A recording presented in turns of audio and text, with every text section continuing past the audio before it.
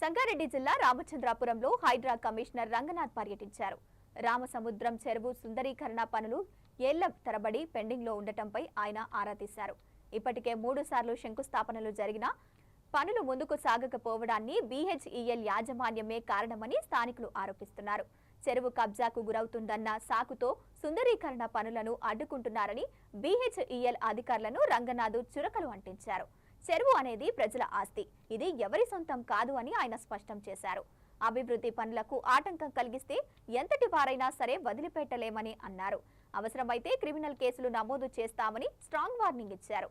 రాయసముద్రం చెరువును హైడ్రా అధికారులతో సర్వే నిర్వహిస్తామని ఆయన అన్నారు.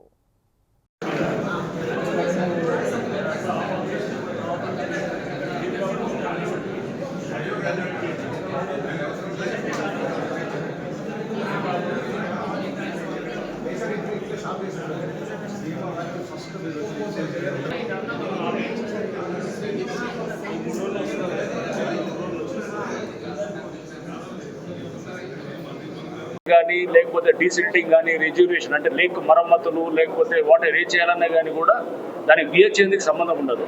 సో వాళ్ళ అధికారులు కొంత కన్ఫ్యూజన్ ఉన్నారు. మేము ఒక లెటర్ కూడా హైడ్రా నుంచి షూటప్ చేస్తాము వాళ్ళ CMD గారికి, వాళ్ళ ED గారికి, అట్లానే వాళ్ళకి కూడా క్లారిటీ ఇస్తూ సుప్రీంకోర్టు జడ్జిమెంట్లు చాలా ఉన్నాయి. సుప్రీంకోర్టు జడ్జిమెంట్లు కానీ చట్టాలు కానీ చాలా స్పష్టంగా చెప్పినాయి. ఇదంతా కూడా కమ్యూనిటీ అసెట్ కాబట్టి అందరికీ దీంట్లో స్టేక్స్ ఉంటాయి. జస్ట్ లైక్ ఒక ఎవరో పట్టా ఒక గేటెడ్ కమ్యూనిటీలో ఒక చెరువు ఉందనుకోండి, అది వాళ్ళ ఆస్తి అయిపోతుంది అన్నమాట. అందరికీ పబ్లిక్ ఆస్తి అవుతుంది. సో దాని మీద క్లారిటీ ఇస్తాము.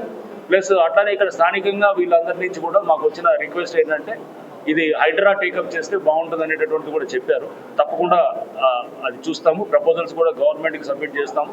గవర్నమెంట్ డెసిషన్ తీసుకుంటే మేము దీన్ని టేకప్ చేయడానికి కూడా మేము సుముఖంగా ఉన్నాము. దీనికి ఒక సర్వే కూడా చేపిస్తాము. ఇది చూసాము, అంతా కూడా మురికి నీళ్లు లోపలికి వస్తున్నాయి, అంటే సీవేజ్ వాటర్ అంతా కూడా వస్తున్నది. దాని ద్వారా ఏమవుతుందంటే ఈ సీవేజ్ రావడంతో చూసాము చాలా చోట్ల ఇన్లెట్స్ దగ్గర గుర్ర